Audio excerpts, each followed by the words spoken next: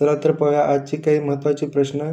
ज्या विद्यार्थ्यांना हीच प्रश्न ऑनलाईन टेस्ट स्वरूपात हवी असतील त्यांनी 10 टेस्ट संच केवळ ₹50 तुम्ही घेऊ शकता. प्रश्न क्रमांक 1. कुशाग्र बुद्धिमत्तेच्या विद्यार्थ्याबाबत खालीलपैकी कोणते विधान अयोग्य आहे? हा प्रश्न 2018 TETमध्ये विचारण्यात आलेला प्रश्न होता. तर पर्याय क्रमांक 1. सामान्य विद्यार्थ्यासारखाच अभ्यासक्रम त्यांना असावा. पुढील प्रश्न. निर्णायक विचार प्रक्रियेच्या अवस्थांचा योग्य क्रम कोणता? TET 2016मध्ये विचारण्यात आलेला प्रश्न की निर्णायक विचार प्रक्रियेच्या अवस्थांचा योग्य क्रम कोणता? तर या प्रश्नाचे उत्तर येईल पर्याय क्रमांक 2. पूर्वतयारी. या ठिकाणी कॉमा आहे, तर पूर्वतयारी, उबविणे, प्रेरणा आणि पडताळा. पुढील प्रश्न. यांनी 1948 मध्ये मूल्यमापन या तंत्राचा शोध लावला.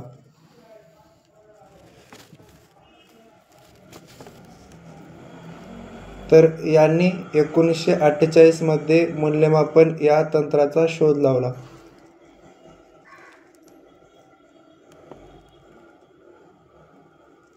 तर पर्याय क्रमांक 3. डॉक्टर बेंजामिन ब्लूम यांनी या तंत्राचा शोध लावला, मूल्यमापन या तंत्राचा. पद निश्चयन श्रेणीचा समावेश यामध्ये होतो. पद निश्चयन श्रेणीचा समावेश यामध्ये होतो.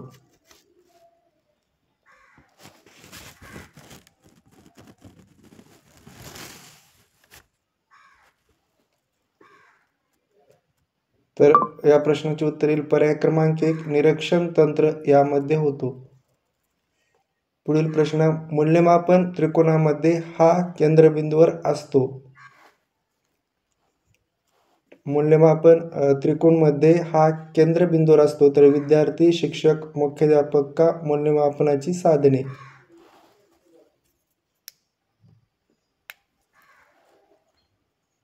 तर मूल्यमापन त्रिकोणामध्ये विद्यार्थी, पर्याय क्रमांक 1, विद्यार्थी हा केंद्रबिंदूवर असतो.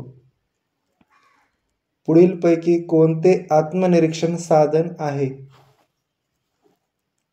पुढील पैकी कोणते आत्मनिरीक्षण साधन आहे? समस्यासूची, अभिरुची शोधिका, मुलाखत का वरील पैकी सर्व. तर या तिन्ही पण म्हणजेच या प्रश्नाचे उत्तर येईल समस्या सूची, अभिरुची शोधिका, मुलाखत वरील सर्व. पर्याय क्रमांक 4 हे या प्रश्नाचे उत्तर असेल. कुमारावस्थेत विद्यार्थ्यांना अध्यापन करताना शिक्षकांनी पुढील पैकी कोणत्या गोष्टीचा विचार करावा?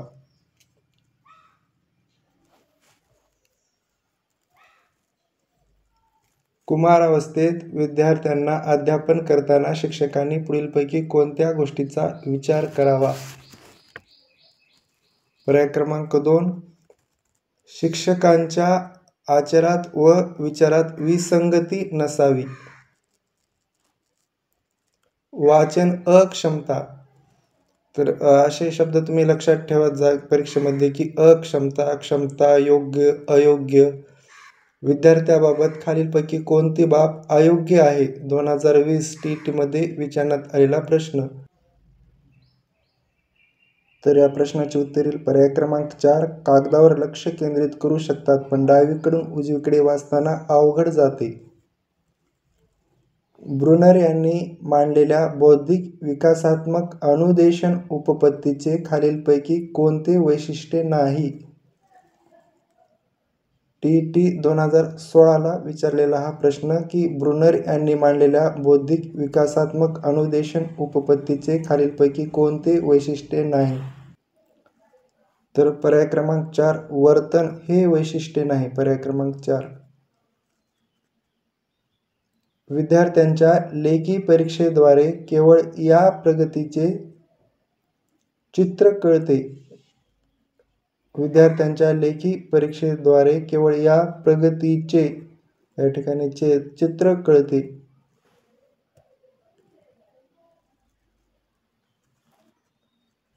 तर लेखी परीक्षेद्वारे केवळ संख्यात्मक हे चित्र कळते. पर्याय क्रमांक 3. एखाद्या विद्यार्थ्याला अभ्यास क्षेत्रात खूप यश मिळवता आले नाही, तर तो एखाद्या खेळात नेत्रदीपक यश मिळवून स्वतःचा अभ्यास क्षेत्रात झालेल्या अपयशाची भरपाई करतो. या उदाहरणातून खालीलपैकी कोणत्या संरक्षण यंत्रणेचा वापर केलेला दिसून येतो? TET 2017 मध्ये विचारण्यात आलेला प्रश्न.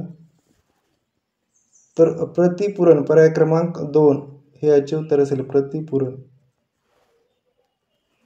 खाली दिलेल्या नियमामध्ये अनुवंशाचा नियम कोणता नाही? 2013 TET. खाली दिलेल्या नियमामध्ये अनुवंशाचा नियम कोणता नाही?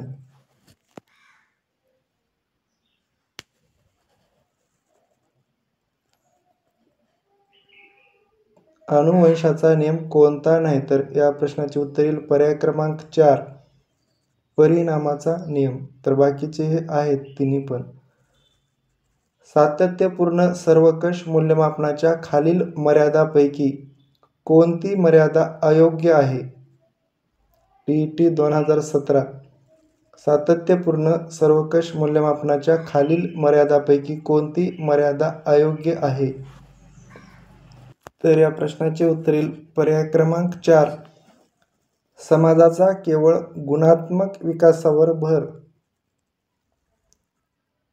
हे या प्रश्नाचे उत्तर असेल. समाजाचा केवळ गुणात्मक विकासावर भर. सातत्यपूर्ण सर्वंकष मूल्यमापन याची अंमलबजावणी कोणत्या वर्षापासून सुरू झाली? सातत्यपूर्ण सर्वंकष मूल्यमापन यांची अंमलबजावणी कोणत्या वर्षापासून सुरू झाली?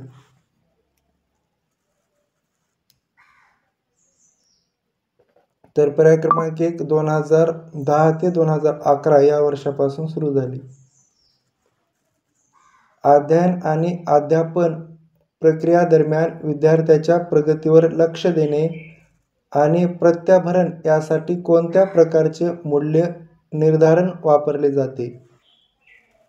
अध्ययन आणि अध्यापन प्रक्रियादरम्यान विद्यार्थ्याच्या प्रगतीवर लक्ष देणे आणि प्रत्याभरण यासाठी कोणत्या प्रकारचे मूल्य वापरले जाते? तर पर्याय क्रमांक 3 अकारिक मूल्य निर्धारण. निरीक्षण हे मूल्य निर्धारणाचे डॅश साधन आहे. निरीक्षण हे मूल्य निर्धारणाचे कोणते साधन आहे? गुणात्मक, संख्यात्मक, संख्यात्मक व गुणात्मक का वरील सर्व? तर निरीक्षण हे पर्याय क्रमांक 1 गुणात्मक साधन आहे. पर्याय क्रमांक 1. त्यानंतर पुढील प्रश्न. बुद्धिमापनासाठी दृक प्रतिमांची स्पष्टता तपासण्याची पद्धत खालीलपैकी कोणत्या मानसशास्त्रज्ञाने शोधून काढली? 2017 TET.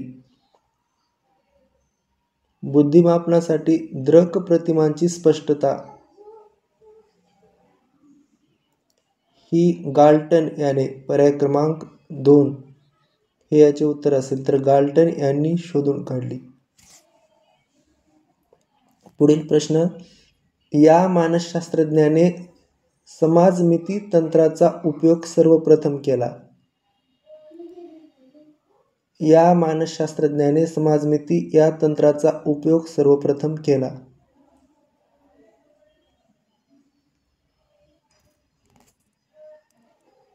तर पर्याय क्रमांक 1 जोकोब एल मोरोनो. किशोरावस्थेतील बालकाच्या भावनिक विकासाबाबत खालीलपैकी कोणती बाब अयोग्य आहे?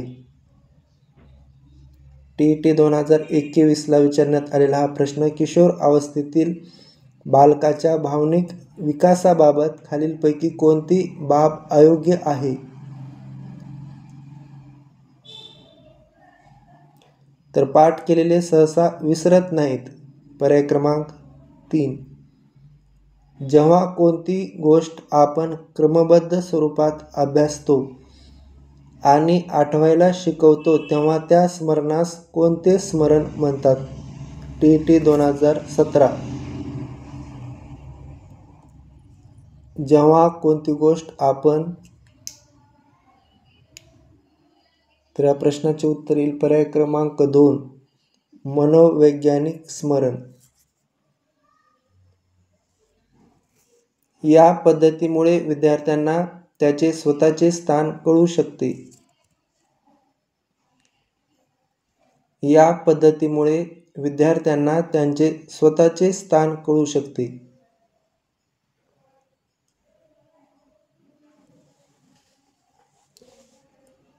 श्रेणी गुण प्राप्तांक टक्केवारी. तर पर्याय क्रमांक 1 श्रेणी.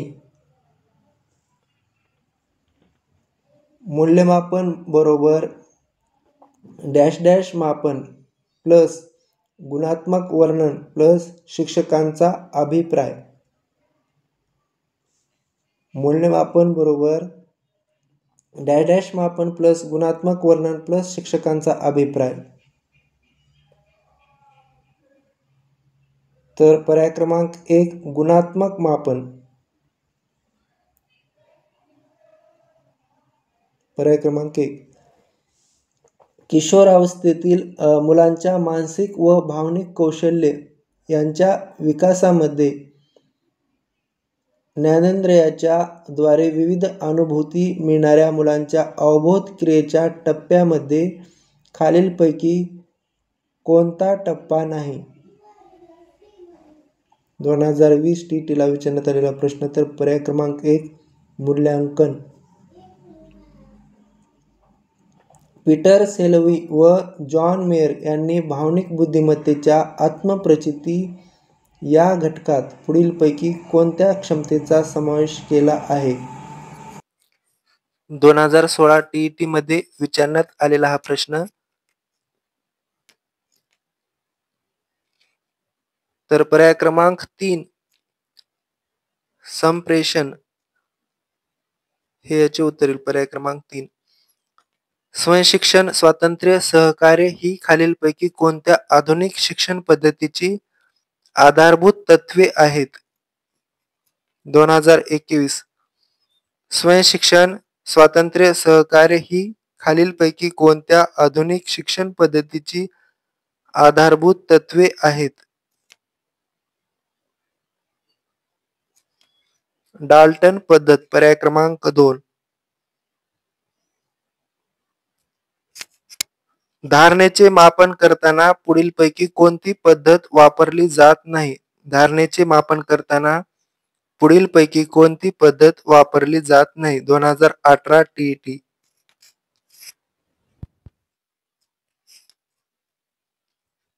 तर या प्रश्नाचे उत्तर येईल पर्याय क्रमांक 4 पठन पद्धत. त्यानंतर पुढील प्रश्न. चर्चा ही डॅडॅशचे साधन आहे. चर्चा ही डॅडॅशचे साधन आहे.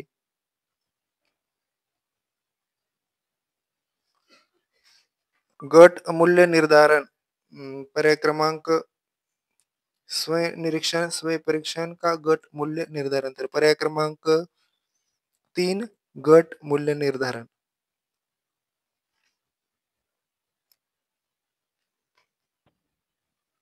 यामध्ये विद्यार्थ्यांचे खरे वर्तन कळते. पुढील प्रश्न. यामध्ये विद्यार्थ्यांचे खरे वर्तन कळते. प्रासंगिक नोंदी, तोंडी परीक्षा, प्रात्यक्षिक परीक्षा का स्वविकास?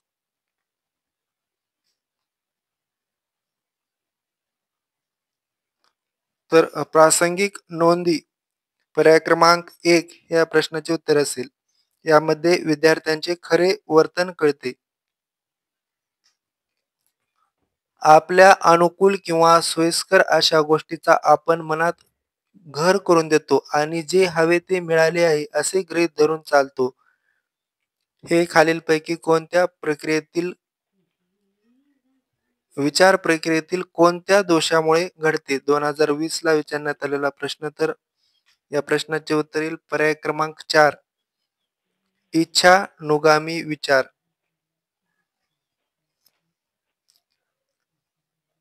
खालीलपैकी कोणते विधान हे सातत्यपूर्ण सर्वंकष मूल्यमापनाचे उद्दिष्ट नाही? 2014 TET ला विचारण्यात आलेला हा प्रश्न.